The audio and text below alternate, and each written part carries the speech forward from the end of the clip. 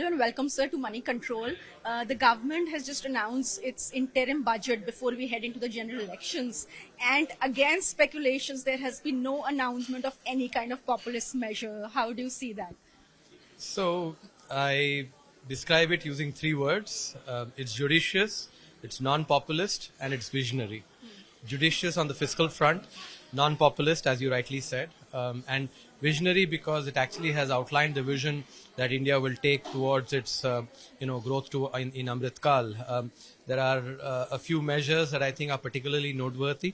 The 1 lakh crore provision for innovation and 50-year interest-free loans. I think that's a very important move because if we have to talk about GDP growth and if we have to achieve 7% plus, bordering on 8% growth, then innovation and research actually has to support that. And this is a very important step in that direction. Together with if you would recall, in the 2019 budget, the National Science Foundation, that steps had been laid and that's actually been now actioned. So this 1 lakh crore, I think, can be really go into pushing areas, in innovation in areas that will solve India's some of most important problems. Together with that, if you also account for the increased capex spending, 11%, 11.1% to be precise, on the back of a 35% plus increase last year. So the actual amount increase is 1,11,000 crores. That's a substantial amount increase in capex. Along with that, the incentives to states to continue their capital expenditure spending and also focus on tourism. So these are all actually steps that are being taken by by a government that is reflecting a confident and resurgent India. There were some concerns on the demand side in the economy. Do you think this budget addresses those concerns and will it give a fillip to the demand? See, this is something which actually, our viewers have to understand. I have mentioned this, multiple times. If you look at consumption and, when you're talking about demand, you're talking about consumption. It's a virtuous cycle that starts from private investment, and investment in general. And investment has actually increased by 10% plus this year, if you look at the NSSO numbers. So consumption will therefore come with a lag. Some part of that, I think, will come from rural consumption, some other parts from urban consumption. So I think, especially post-elections, consumption will increase. Sustained growth in consumption comes only when it's driven by the virtuous cycle starting from private investment. And therefore, I think the economic emphasis, I think the thinking behind it is absolutely fine. Also, you talked about the corpus that has been made specifically for the R&D. Yeah. Do you think, in a way, it will also boost the private investment that the government has so much been focusing on? See, on private investment, I think we have to make sure that we look at the numbers correctly. So, some people talk about private investment has not picked up, is incipient. If you look at the numbers, I think the story is more refined. In FY22, the corporate capex actually increased by 28%. In FY23, it increased by 23%.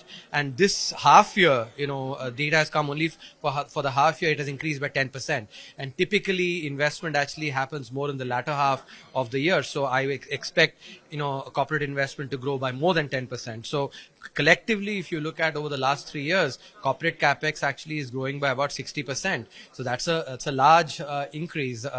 Together with, if you look at from another point of view, the ratio of gross fixed capital formation to GDP, I'm using the real numbers here. That is 34.9%, about 35%. So that also reflects that it's the contribution coming from private investment. Of course, that is how you get 35% because the entire thing is not government capex.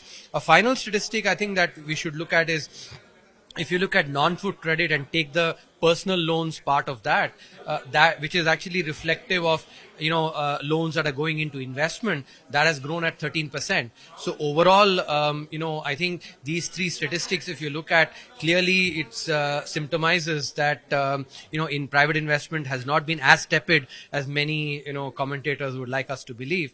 I think there is clearly room for increase in private investment, and I was actually mentioning our corporates should really look at the way the economy is performing, and start investing right now. And they have to understand that some of the global uncertainty is something that should not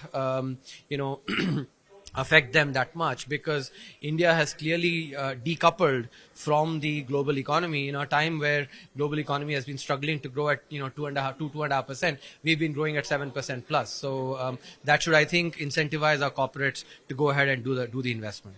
The government has gone very strong on the fiscal consolidation. I mean, beyond expectations with the 5.1% announcement.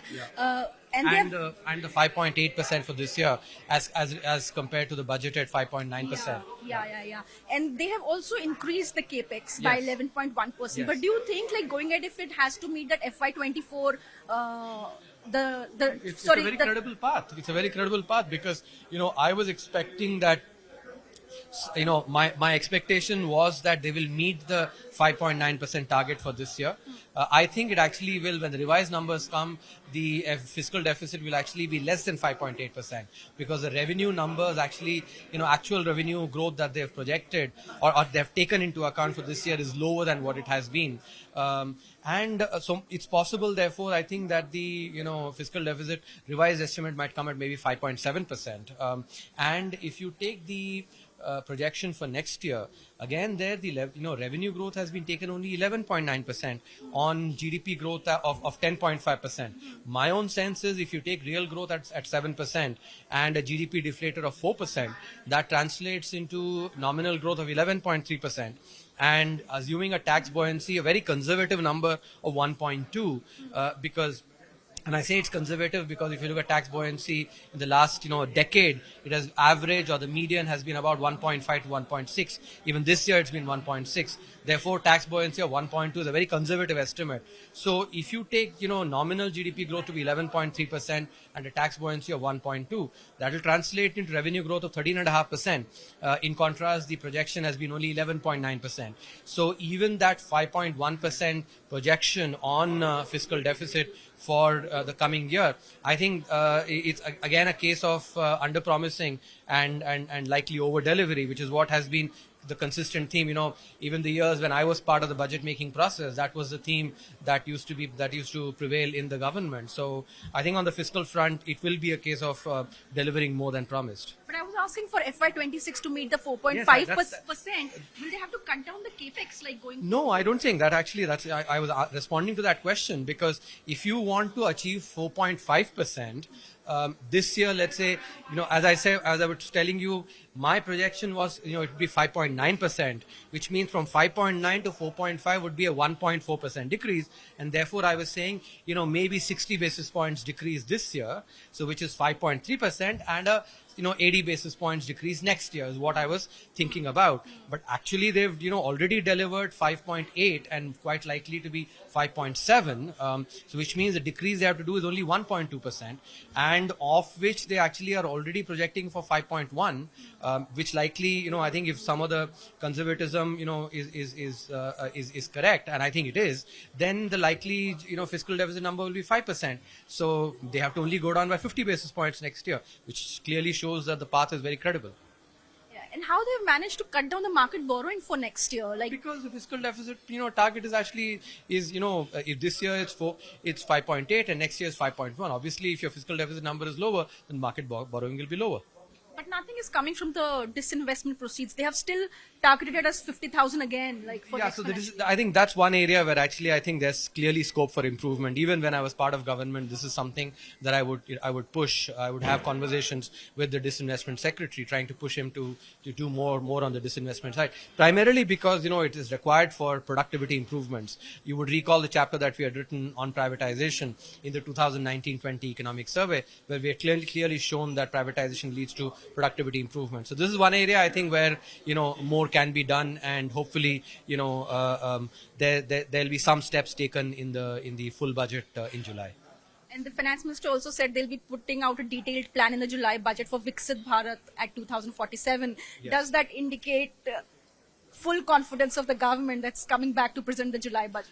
As I was saying, I think this is a budget that is judicious, non-populist, and visionary, reflecting a confident and resurgent India. Thank you. Thank you so much, sir.